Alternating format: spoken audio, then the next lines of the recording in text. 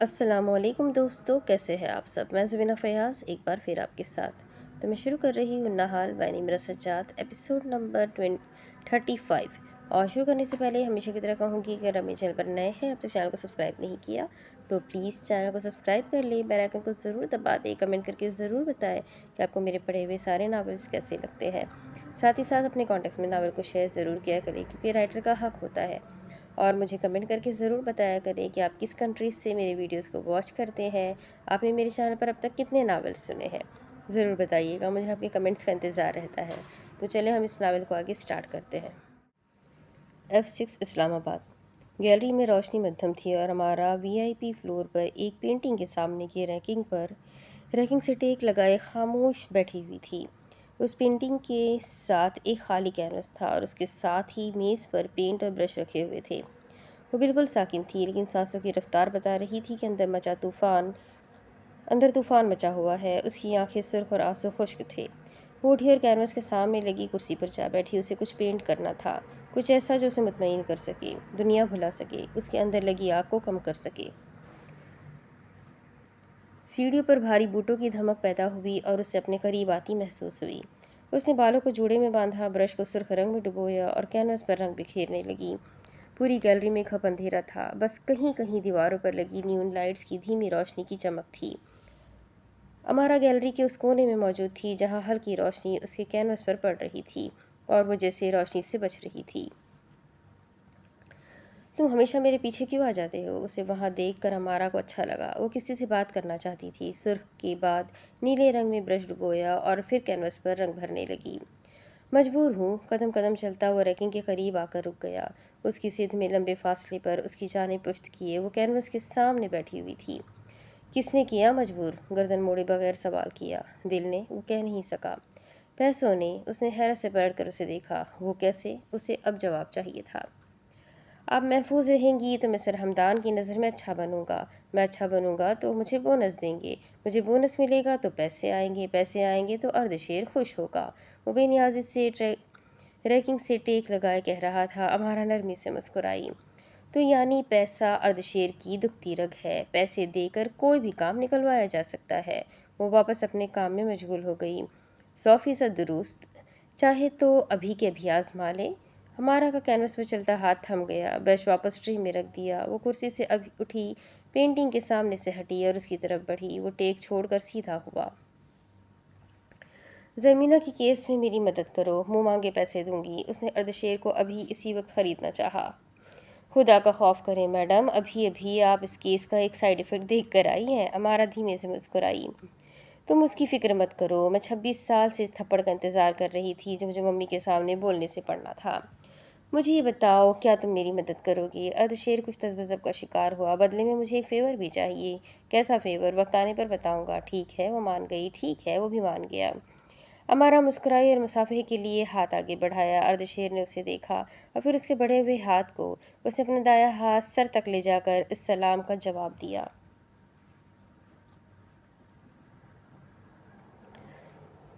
فصل ہفتم۔ The busy bee has no time for sorrow۔ William black. E7 اسلام آباد۔ صبح کی تیز روشنی اس کے لاؤنج میں در آ رہی تھی۔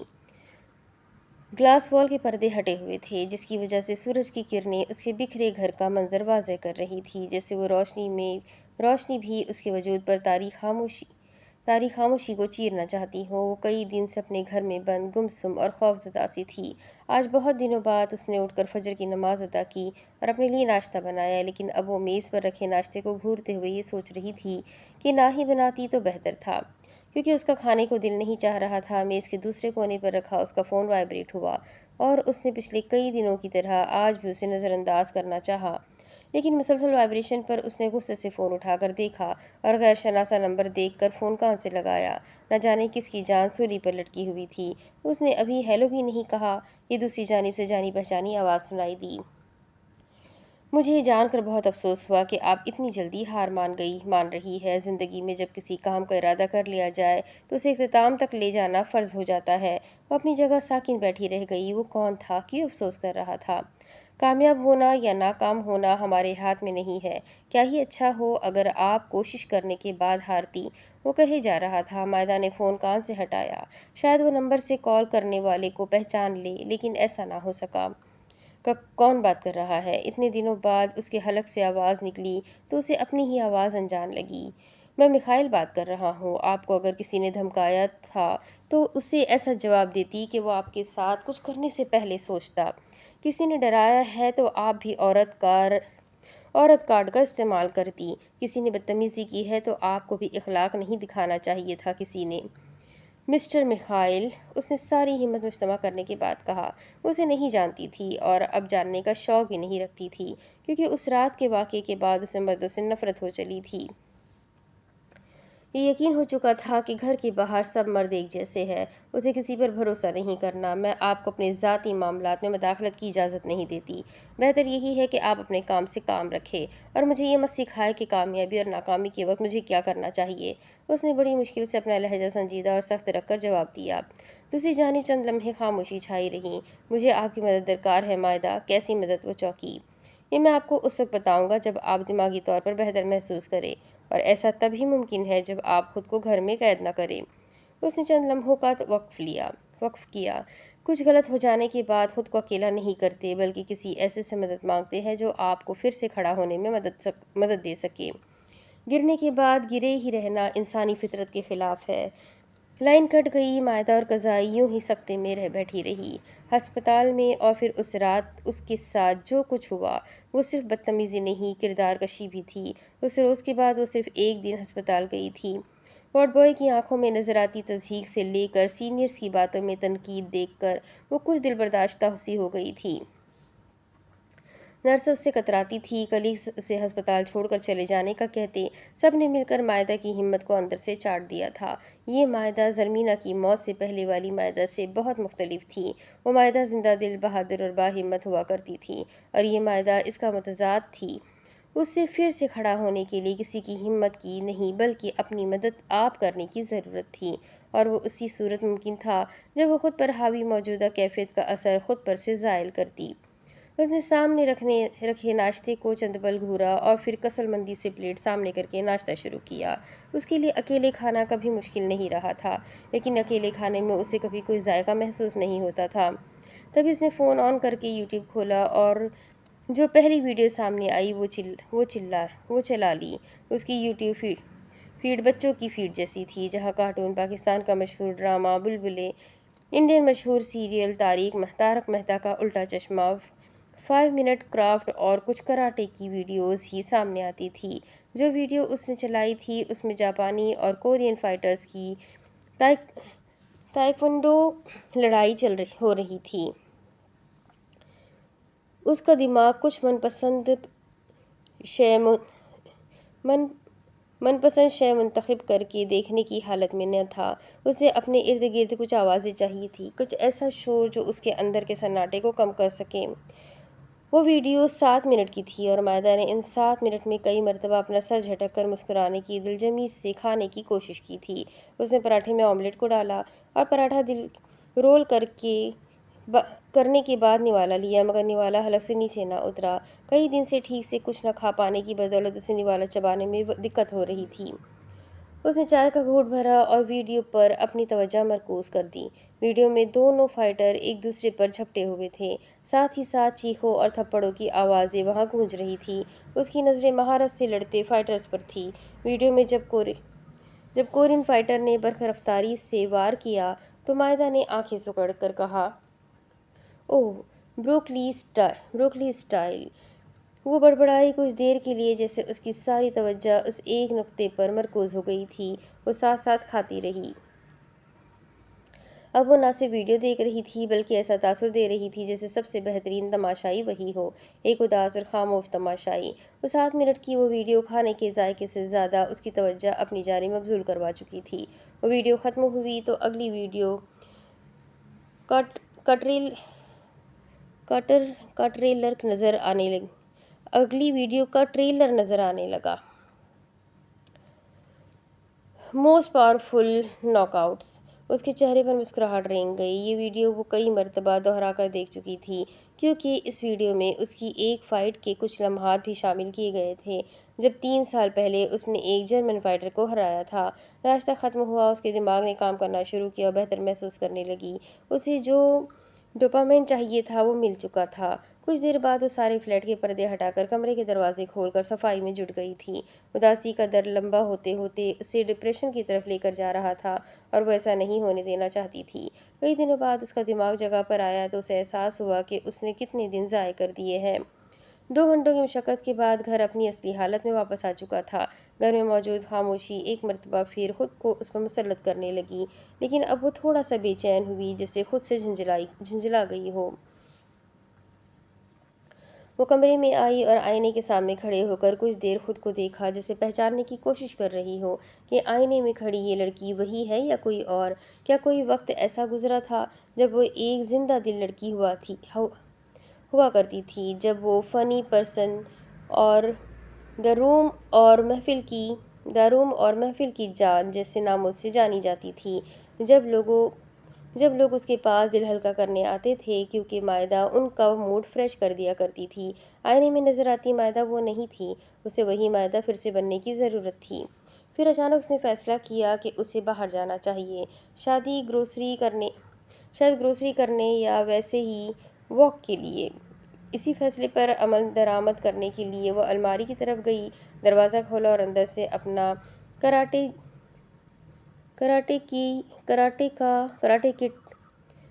کا لباس نکالا، وہ لباس جو سادگی، ضبط اور یکجہتی کا پیکر تھا۔ سفید جیکٹ پر سیاہ بیلٹ لپٹی ہوئی تھی اور اس لباس کو تھام کر ہمیشہ ایک فخر سا اسے اپنی لپیٹ میں لے لیا کرتا تھا۔ وہ مسکرائی۔ وہ نہانے کے بعد تیار ہوئی، یونیفارم پہنا، اسکارف سیٹ کیا، بوٹ پہنے اور بیلٹ کو کمر کے گرد اچھی طرح باندھتے ہوئے آئینے میں خود کو دیکھا۔ اس کے چہرے پر دھندلی سی خود اعتمادی کی کرن واپس لوٹ رہی تھی۔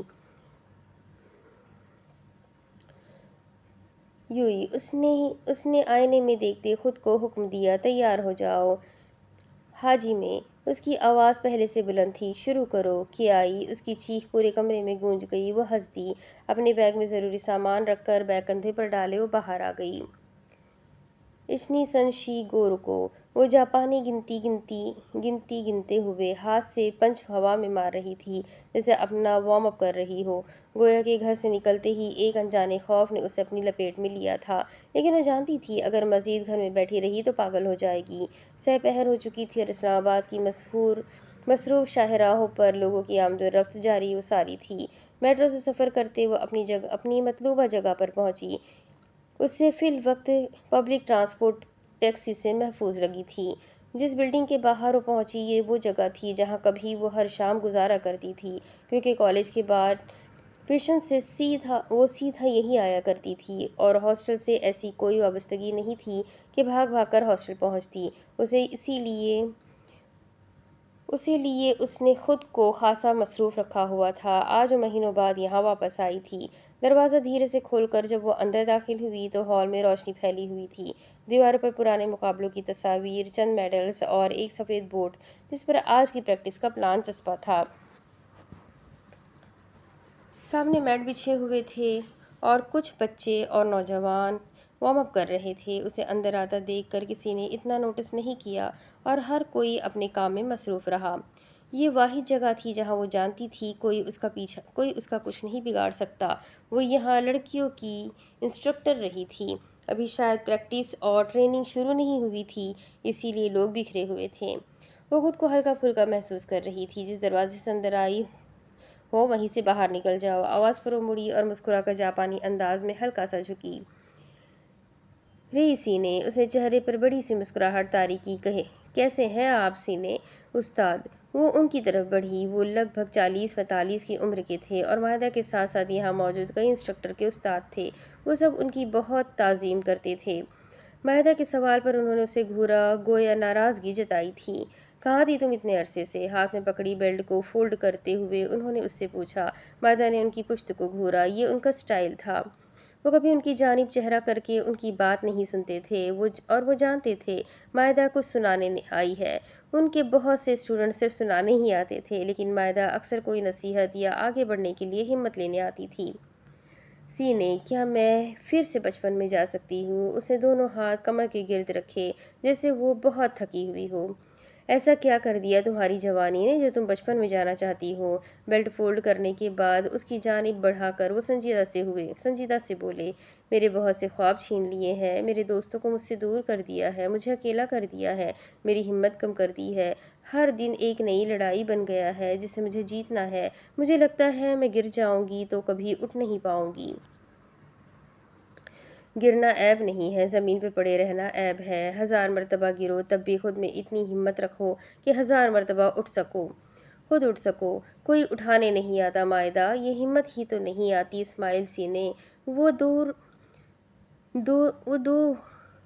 وارم اپ کرتے لڑکوں کو دیکھتے ہوئے کہہ رہی تھی، کبھی سمندر کا مشاہدہ کیا ہے؟ انہوں نے اس کی نظروں کے تعاقب میں دیکھا اور وہیں بیٹھ گئے۔ سمندر ہمیشہ پرسکون تو نہیں رہتا، کبھی اونچی لہریں آتی ہے، کبھی سمندر سوکھ جاتا ہے، کبھی طوفان سے گزرتا ہے، اور ایسے میں ماہی گیر کبھی کشتی چھوڑ کر بھاگتا نہیں ہے اور نہ اپنی کشتی کو حالات کے رحم و کرم پر چھوڑتا ہے، وہ سمندر کو پڑھنا سیکھتا ہے۔ زندگی بھی ایسی ہے، مشکلیں طوفان جیسی ہے، اور یہ طوفان ہمیں ہماری اصل طاقت سے ملواتے ہیں۔ تم پانی بن جاؤ کیونکہ پتھر بھی اسے راستہ دینے پر مجبور ہے۔ اگر تم زمین پر گری ہو تو یہ اس بات کا ثبوت ہے کہ تم نے آگے بڑھنے کی کوشش کی ہے۔ جو کبھی گرتا نہیں وہ کبھی سیکھتا نہیں۔ وہ بھی وہیں بیٹھ گئی۔ ان سے گیان لینے کے بعد اسے جو انرجی ملنی تھی وہ کسی کے پاس سے نہیں ملنی تھی۔ وہ ان سے کافی دیر تک بات کرتی رہی، اور جب وہاں سے نکلی تو کچھ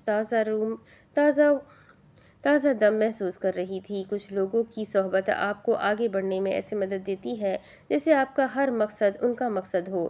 وہ مغرب کے قریب واپس آئی تھی اور بلڈنگ کے سامنے ہی میخائیل کو کھڑا دیکھ کر چونکی۔ وہ یہاں کیا کر رہا تھا؟ وہ جوک کی طرح کیوں چمٹ رہا تھا؟ اس نے سوال خود سے پوچھے تھے۔ وہ اس سے چند قدم دور ہی تھی جب وہ چلتا ہوا اس کے سامنے آ کر رکا۔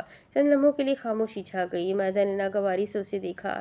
مجھے آپ سے بات کرنی ہے۔ وہ سنجیدہ تھا، کہیں وہ اس سے زیادہ سنجیدہ اور جلدی میں نظر آئی۔ یہاں نہیں، کہیں خاموش جگہ پر۔ مائدہ طنزیہ انداز میں ہنسی۔ مردوں سے نفرت کی ایک اور وجہ ملنے والی تھی۔ میں آپ کو اپنے گھر آنے کی دعوت نہیں دے سکتی اور یہاں آپ بات نہیں کر سکتے، یعنی بات کچھ اہم نہیں ہے، اسی لیے میں چلتی ہوں، اس نے جان چھڑانے والے انداز میں کہا اور آگے بڑھ گئی۔ اویس جانتا ہے زرمینا کے ساتھ کیا ہوا تھا۔ مائدہ کے قدم رکے۔ اور میں بھی جانتا ہوں۔ مائدہ نے بے یقینی سے اسے دیکھا۔ کیا جانتے ہیں؟ وہ بے تابی سے پلٹی اور اس کے سامنے آ کر پوچھا، ثبوت دیکھنا چاہیں گی؟ وہ ارد گرد دیکھتے ہوئے پوچھ رہا تھا۔ مائدہ کی حالت تنکے کو سہارا ملنے جیسی ہو گئی تھی۔ اس نے چند لمحے سوچا اور پھر سنگین فیصلہ کیا۔ اس نے میخائیل کو اپنے گھر آنے دیا۔ وہ سیڑھیاں چڑھتا ہوا اس کے ساتھ اس کے فلیٹ تک آیا۔ اسے اندر بلا کر مائدہ نے داخلی دروازہ بند نہیں کیا۔ وہ اب کسی مرد پر بھروسہ کرنے کی حماقت نہیں کر سکتی تھی۔ اس نے 4 کان اور 4 آنکھیں رکھنے والی بات کو پلو سے باندھ لیا تھا۔ میخائیل اس کا سادگی سے سجا لاؤنج دیکھتے ہوئے ایک صوفے پر ٹک گیا۔ مائدہ بھی بوٹ دروازے کے پاس اتارتے ہوئے اندر آئی اور سیدھا کچن میں جا کر پانی پیا۔ ایک سپاٹ نگاہ صوفے پر بیٹھے میخائیل پر بھی ڈالی تھی۔ نہ جانے اس کی بات میں کتنی سچائی تھی۔ نظر بچا کر اس نے جیکٹ کی آستین کے اندر ایک چھری رکھی اور واپس لاؤنج میں آئی۔ بتائیے کیا ثبوت ہے آپ کے پاس؟ وہ میز کے سامنے کھڑی ہو گئی۔ انداز ایسا تھا کہ بس کام کی بات کرو اور جاؤ۔ آپ مہمانوں سے ٹھنڈا گرم نہیں پوچھتی؟ آپ کچن میں گئی تو مجھے لگا شاید چائے بنا رہی ہے۔ وہ بڑے پرسکون انداز میں بیٹھا ہوا تھا جیسے اپنا ہی گھر ہو۔ ٹھنڈا پانی پئیں گے یا گرم؟ اس نے ضبط کرتے ہوئے پوچھا۔ چلے ٹھنڈا پانی لے آئے۔ وہ ہلکا سا مسکرایا۔ مائدہ نے قدرے بیزاریت سے اسے دیکھا اور کچن سے پانی کا گلاس لے آئی۔ دماغ کچھ غلط ہونے کا سگنل بہت زور و شور سے دے رہا تھا، لیکن وہ اسے نظر انداز کرتی رہی۔ زرمینا کے لیے کچھ بھی۔ آپ کے پاس لیپ ٹاپ ہے؟ میخائیل نے پانی کا گلاس تھامتے ہوئے اس سے پوچھا۔ اب لیپ ٹاپ پر کیا کام؟ اس نے صبر کا پیمانہ لبریز نہیں ہونے دیا۔ USB لگانی ہے۔ وہ مرتا کیا نہ کرتا کہ مصداق کمرے سے اپنا لیپ ٹاپ بھی اٹھا کر لے آئی۔ اگلے چند لمحوں میں لیپ ٹاپ آن ہوا۔ اس نے USB لگائی، کسی ویڈیو کو کے لیے پاسورڈ ڈالا اور وہ ویڈیو چلنے لگی۔ مائدہ جو پہلے بیزار سی کھڑی بس اسے یہاں سے نکالنے کا سوچ رہی تھی، ویڈیو میں زرمینہ کو دیکھ کر چونکی۔ اس کی ساری بیزاریت ہوا ہو گئی اور وہ صوفے پر میخائیل سے قدر فاصلے پر ٹک گئی۔ اس کی ساری توجہ ویڈیو کی جانب تھی۔ وہ ہر بدلتے ویڈیو کلپ کے ساتھ اس کی رہنمائی کر رہا تھا کہ یہ کس تاریخ کی ہے، اور پھر درمیان میں آ کر ویڈیو رک گئی اور میخائیل نے ایک دم سے USB نکال دی۔ مائدہ بھی جیسے ہوش میں آئی۔ تم نے بند کیوں کر دی؟ اسے چلا۔ وہ ایک دم ہراساں سی ہو گئی، چہرے کی ہوائیاں اڑ گئی، بائیں آستین پر اس کی گرفت مضبوط ہوئی۔ اس سے آگے کی ویڈیو حاصل کرنے کے لیے میری ایک شرط ہے، مائدہ اور قضائی۔ میخائیل کا لہجہ بہت سرد تھا، اس کے لہجے میں نرمی جیسے کبھی تھی ہی نہیں۔ مائدہ نے بے یقینی سے اسے دیکھا۔ یہ شوق بھی کم نہ تھا کہ وہ اتنی آسانی سے بیوقوف بنائی گئی ہے۔ وہ جانتا تھا کہ ایسا کیا ہے جس کے لیے مائدہ سب کچھ داؤ پر لگا سکتی ہے، اور وہ جیسے سب داؤ پر لگا چکی تھی۔ اوہ، تو تم یہاں اپنے مقصد کے لیے آئے تھے، نہ کہ میری مدد کرنے کے لیے؟ وہ زخمی ہنس دی۔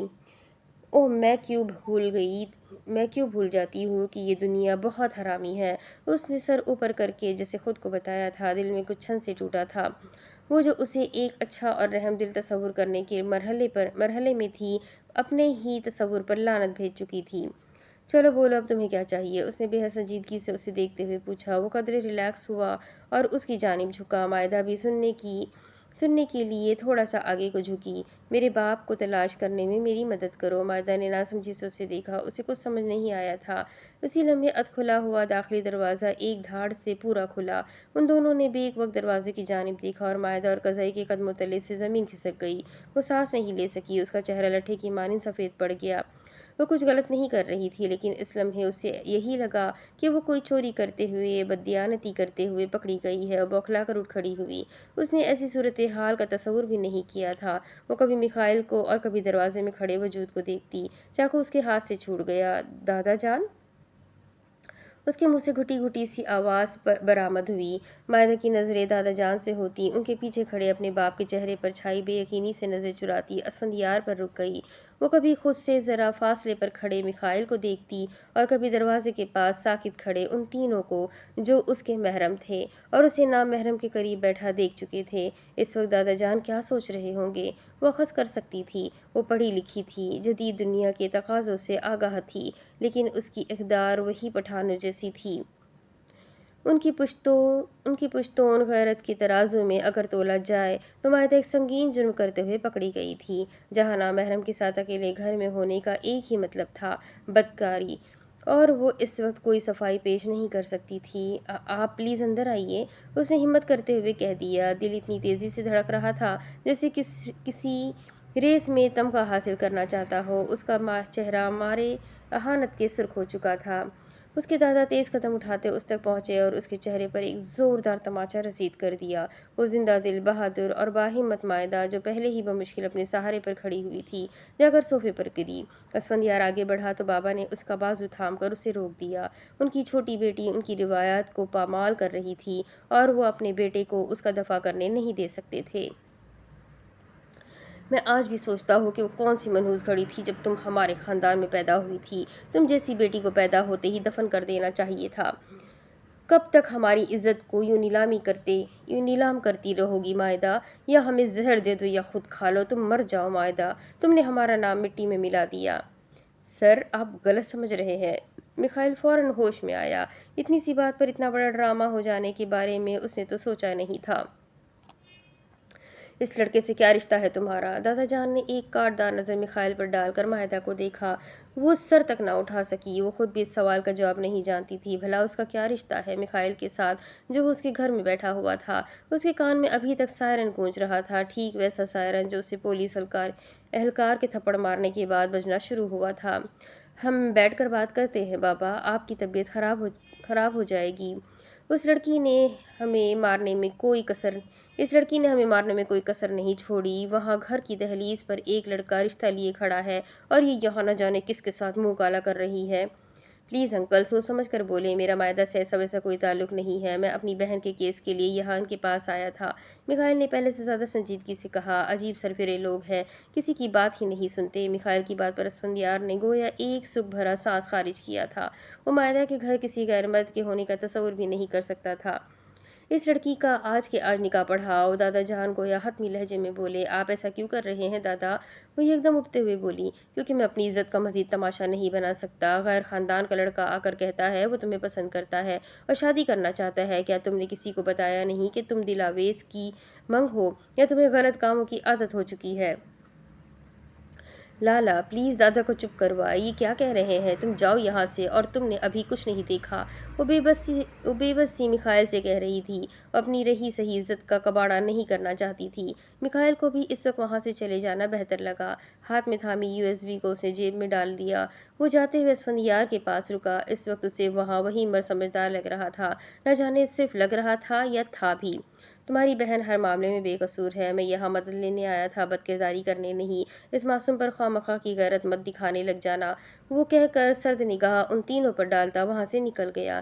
میں نہیں پوچھوں گا کہ یہ لڑکا کون تھا، میں یہ پوچھوں گا کہ وہ لڑکا کون ہے جو گھر پر رشتہ لے کر آیا ہے۔ بابا بھی سنجیدہ تھے۔ میں نہیں جانتی آپ کس کی بات کر رہے ہیں ماہدہ اور قزئی، میں آخری مرتبہ پوچھ رہا ہوں۔ داؤد عیسائی کون ہے؟ ماہدہ کے تاثرات میں کوئی تبدیلی نہیں آئی۔ وہ اس نام کے کسی شخص کو نہیں جانتی تھی۔ بابا میں واقعی نہیں جانتی۔ اے لڑکی، کب تک ہماری آنکھوں میں دھول جھونکتی رہو گی؟ میڈیکل کالج پڑھنے جاتی تھی یا عشق لڑانے؟ جھوٹ بول کر اب ہمیں مزید پاگل نہیں بنا سکتی تم ابھی ہمارے ساتھ چل رہی ہو اور ہم تمہارا دل آویز سے نکاح کروائیں گے۔